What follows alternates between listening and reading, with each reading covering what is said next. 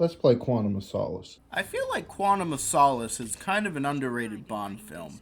I mean, it's not as good as a Casino Royale sequel should be, but I had a lot more fun with it than Die Another Day or Spectre. Movie tie-in games are always a crapshoot, but the Bond games were always a fun time. I mean, Everything or Nothing was probably one of my favorite 6th-gen shooters, period. Now, the interesting thing about Quantum of Solace is that it's actually an adaptation of Casino Royale as well. In fact, much of the game takes place during the events of Casino Royale. Unfortunately, there's no driving missions like other Bond games, but apparently Treyarch didn't want to venture into uncharted territory and take on more than they could chew, which is understandable. So the game begins with Mr. White arriving to his villa. You think he owns that villa, or do you think he rents? I mean, he has to own it. I mean, if you're renting and you have a whole lair in your villa, you know, that's not going to go well. So I'm pretty sure he owns, but... Hello? Mr. White? Yes, who's this? Yep. If you've seen the movie before, you know where this is going. James tracked down Mr. White to his villa, so that was who was watching over him. We need to talk.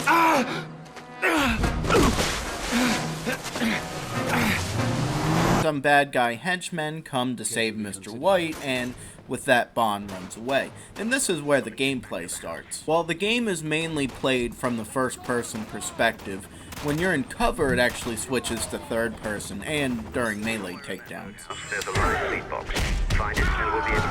The engine used to make this game is IW 3.0, which was used to make Call of Duty 4. As soon as I saw that super zoomed in UMP45 sights, I automatically thought of that super zoomed in holographic sight from the COD 4 campaign. One thing I really like about this game are the UI elements. Like when you're hacking into the cameras. I love that progress bar thing. That looks nice. So after you hack into the cameras in the boathouse, you have to make your way through the garden and down into this wine cellar. There's these cases around the map with powerful weapons in there.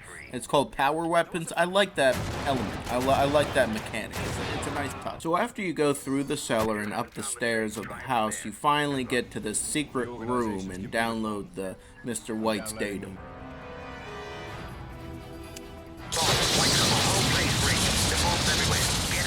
So Mr. White triggers some kind of explosive trap, and you have to escape the house that's in flames so that you can go after him and take down his helicopter. I think we should go somewhere a little more quiet.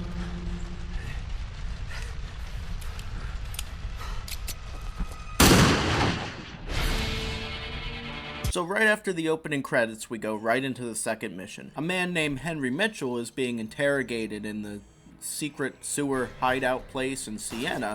However, he escapes.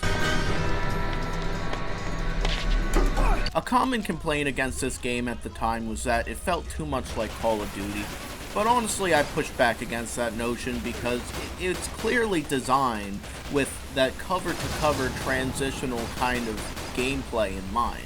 There's a lot more cover throughout the levels than a typical Call of Duty campaign level.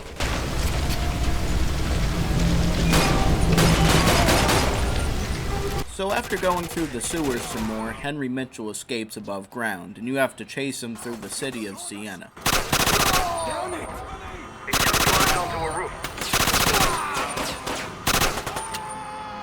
Oh, would you look at that? A revolver in the game at launch. Take notes, modern Treyarch. Eventually, Henry runs along the rooftop, so you have to chase him through that, and then there's the bell tower. And I like how there's an AUG in this game. Every game with an AUG is a good game. Eventually, you run to the top of the bell tower and confront Henry. And it enters this quick time kind of fist fight thing, and you end up crashing through the roof, and unfortunately, Henry dies. I say unfortunately because you were only supposed to capture him. You had to kill Mitchell. You couldn't have brought him in so that we could actually have learnt something. Do we still have White? He escaped. We're back to where we started. What do we know about Mitchell? He was paid through a Haitian bank account funded by a businessman named Dominic Green.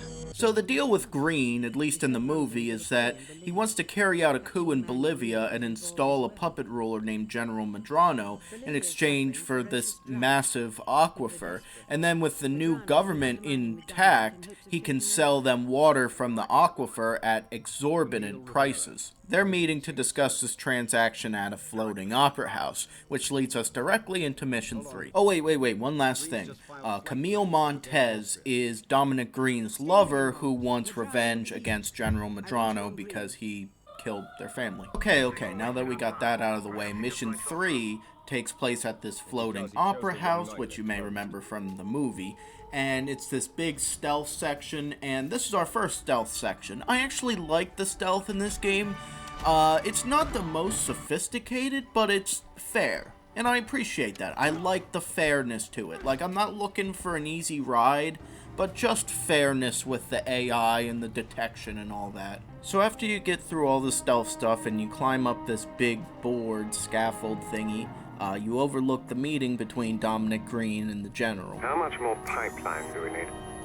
Ideally 2,000 kilometers. Any objections? Transfer the funds from our Siberian holdings. I'm still not sure the Tierra project is the best use of our time. This is the world's most precious resource. Bolivia must be a top priority. I really think you people should find a better place to meet. Who is that? You said this was a secure location. Afterwards is a sniper section, and Call of Duty Black Ops 1 fans might recognize this firing sound.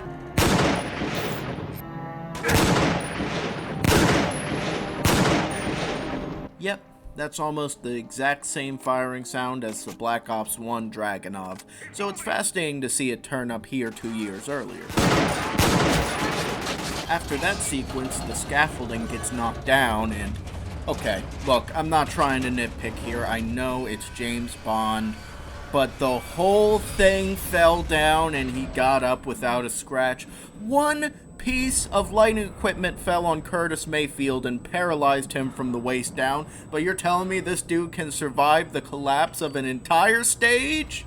I mean, come on. So after you cross over this bridge thing and take out some enemies, you're down at this dock section. I really like how they had the Calico in this game. James Bond games have always had a really fascinating weapon selection, and I always thought the Calico was a really fascinating gun that not a lot of games really depicted. But you have 45 seconds to escape before the boat explodes and you die. I didn't know where to go at first. I actually died the first time because I thought you were supposed to jump off the docks, because I think the voiceover said, get off the docks. I didn't know that they meant run straight to like where the bollards are. I thought they meant just jump right off the docks. I need you to come in and debrief. I don't have time. Bond, you killed a member of Special Branch. Who is he guarding? All you need to know is that he's one of the Prime Minister's closest advisors, which makes him one of the most powerful men in Britain. You must come in. Not yet. So basically, Bond and that lady, Camille? Let's go with Camille. Camille Montez are being chased down by General Medrano and his men, and their helicopter crashes. Mission 4 takes place in the cave that you crash in. Unlike the previous missions, this one is very combat heavy, where you're on the offensive, or in some cases, defensive. I think one of my few major issues with this game is that it kind of requires you to watch Quantum of Solace beforehand to kind of understand what's going on. And I just don't really think that a movie tie-in, adaptation type game should require you to see the movie beforehand.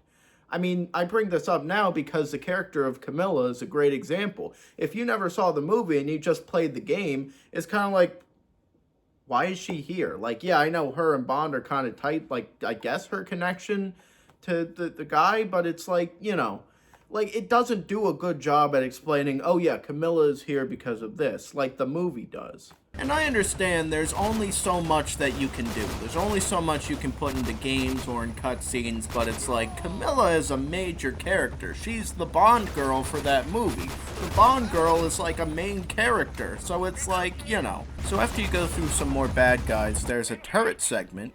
Actually, the only one of its kind in the game, but which is unfortunate because I actually kind of like this.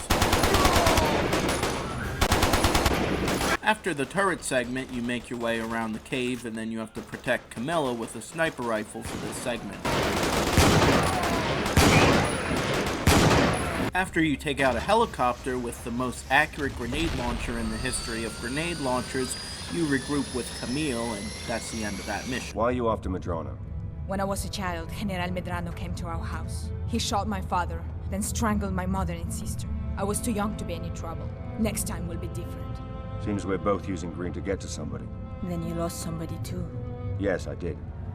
This takes us into our next mission, which takes place during Casino Royale's story. Actually, that's a big complaint that a lot of critics had. The majority of this game actually takes place during Casino Royale.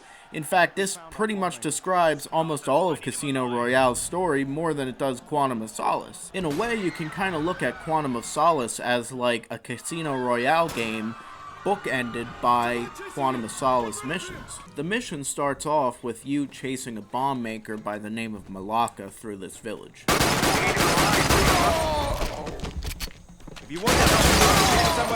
Eventually you reach a house and there's an M60 there. Man, I love the M60.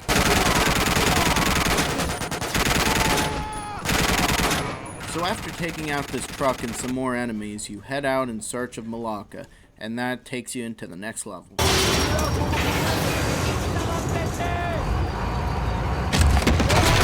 So after you bulldoze your way into the next level, you go after Malaka on foot, and you don't have any weapons for most of this mission. I kind of like that, how it's like purely a chase mission. After a chase through the construction yard, you jump on his van, and that's the end of that. It was a quick mission. Time skip ahead to the stalking of a bad guy named Demetrios as he's going into the Florida Science Center. He's got 3 lookouts on the balcony.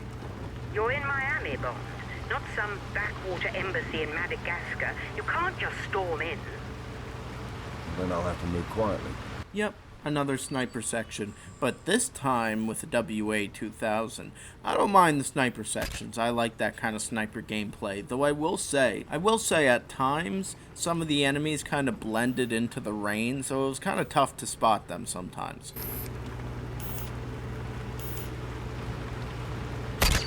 So after the sniper part, you run down into the alley on foot to infiltrate the science center. This is another stealth part, but stealth is technically optional because I got detected right here and I just shot him all. For some reason, I feel a pressing need to buy a Vio laptop.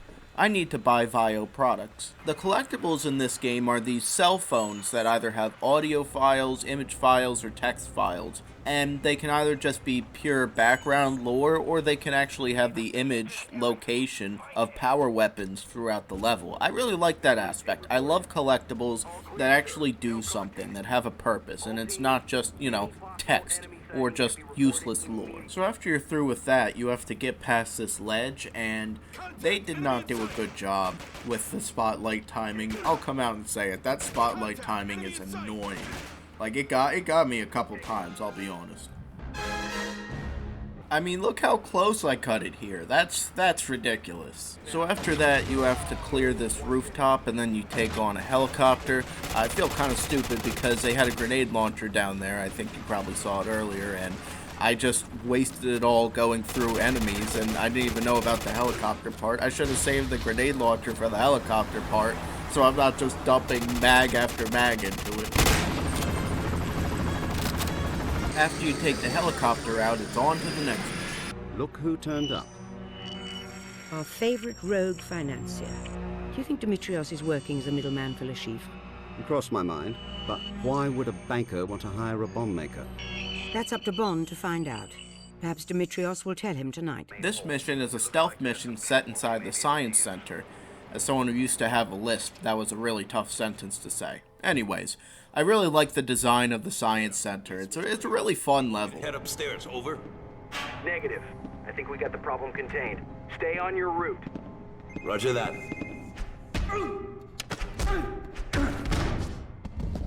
So after you clear out the back area some more, you end up out on the museum floor. Or you at least attempt to, because the elevator gets stuck and you have to escape up the top hatch. We have a problem. Whole team, I can't lock the elevator.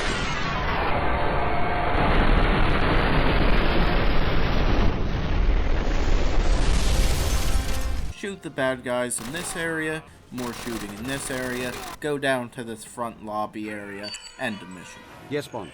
Tell her to call security at Miami Airport. I think a bomb's about to go off. Demetrius just found himself another bomb maker.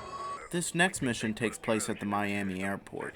Obviously, like the previous missions, you can choose to do stealth, but it's not necessarily necessary. Did I just say necessarily necessary?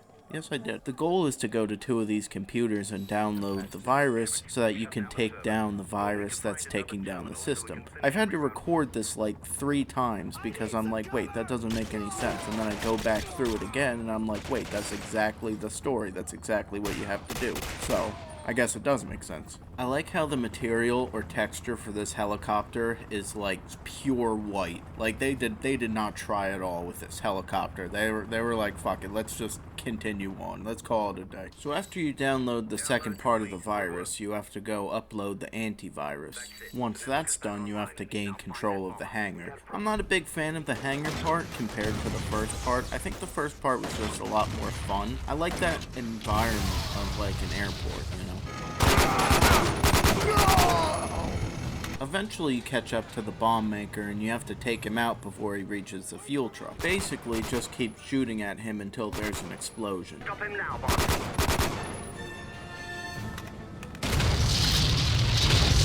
Has Lashif been playing the market with Urbana's funds? He won't like it when he finds out. All the more reason to bring in Le Chiffre as soon as we can. You want Lashif alive? Very much so.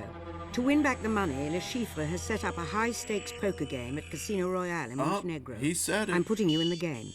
This next level, which takes place on a train, might not look too familiar if you've seen the movie, and that's because it never made it to the final movie. Treyarch had access to an earlier draft of the screenplay, which included this scene set on a train that was later cut. The Treasury has agreed to stake you in the game. Vesper. I hope we gave you Paris hell for that. Of course you realize that if you lose, our government will have directly financed terrorism. After we meet with Vesper, we go off looking for a man named John Bliss, and I kind of got distracted by the pedestrians in the cart. I mean, what kind of conversation are they having? So you climb in on top of the train, shoot the bad guys, you kind of get the gist by now. Then we jump to the other train. Once you make it to the end of that train, you jump back to the original train, make it through the baggage cart. It's kind of a very linear level. So you finally track down the dude you've been trying to track down since the beginning of the level, and you engage in this kind of quick time fight on top of the train that ends in, well, that. How's the game? Bond off to a good start? Until now, someone's beaten us to Le Chiffre. Urbano's men took him. They're at the casino. Urbano lost millions investing with Le Chiffre, and now he's come to collect. Where's Bond? After them now. Good. We can't allow Le Chiffre to be harmed. Urbano and his men must be stopped. The next level takes place at Casino Royale. You have to sneak around and, well, not really rescue Le Chiffre, but make sure he doesn't die. I like this part with the air duct. It feels very spy-oriented. And I think that's really one of my few complaints with this game, that it just doesn't feel super spy-oriented. I mean, you still feel like James Bond, but it's like, I would like some more spy stuff, you know? Like, let me spy on people, let me, you know, with the gadgets or something. Just anything, you know? After some more sneaking around upstairs, you end up in a shootout downstairs, and eventually you run into Vesper, and also Urbano, which leads into a stairway quick-time battle. I like this move right here. Look at this. Look, he just, oh, right over that fucking railing.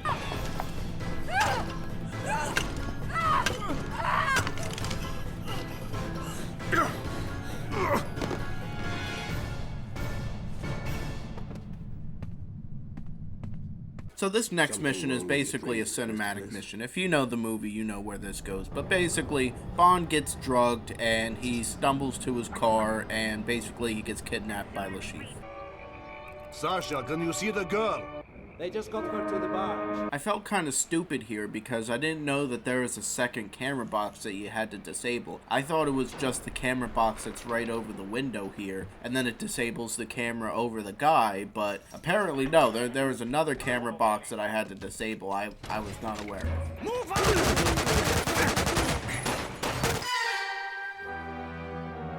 So after that, you overwatch Vesper with the sniper rifle, you go rescue her, and end the mission. Behind you! Fast forward a bit, after Le Chiffre let Bond go and Vesper and Bond hooked up and went to Italy. Bond sees Vesper leave with a briefcase full of money and follows her. I've got to go.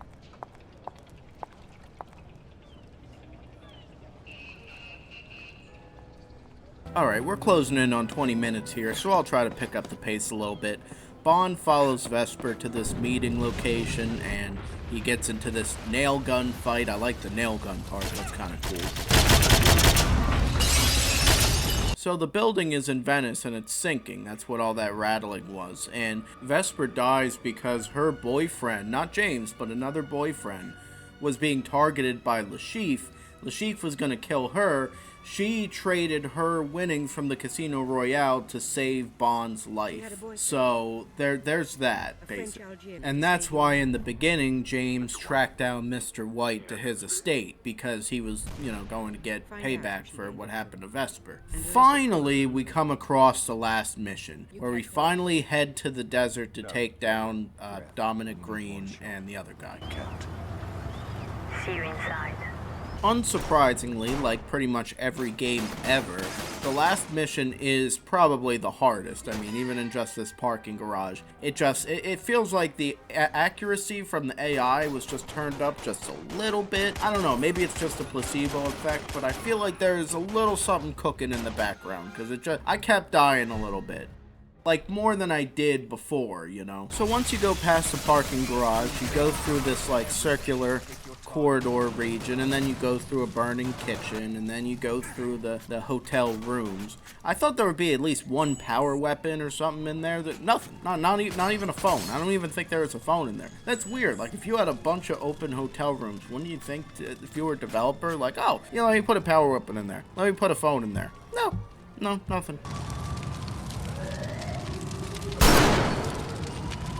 So once the general is taken out, you have to take out Green yourself, and honestly the boss battle was a lot easier than I thought it would be. You just have to shoot the panels, when he's like near him. Completely different from the movie, I might add. Like, if you've never seen the movie, this is not what happens at all. So I guess they did that to avoid spoilers, or like, some kind of, oh, I didn't see it kind of thing. Our heroes walk off into the sunset, and that's basically it. So that was Quantum of Solace. I think a lot of the critics' complaints were justified, but a lot of them seems to be overreactions to me. I don't think it plays like a Call of Duty game at all. I mean, the level design is completely different. My biggest complaint is that it spent more time on Casino Royale than Quantum. I mean, you saw how much time we spent on Casino Royale. More than half the game is just catching you up to speed on everything. And at that point, you should just call it Casino Royale, because that's what it is. So I don't blame critics for feeling a little blue-balled here. But the gameplay is generally fun, and I enjoyed my time with it. Not a bad game by any means. The action is fun, and I like the phones as a collectible. It's just a victim of circumstance, I suppose.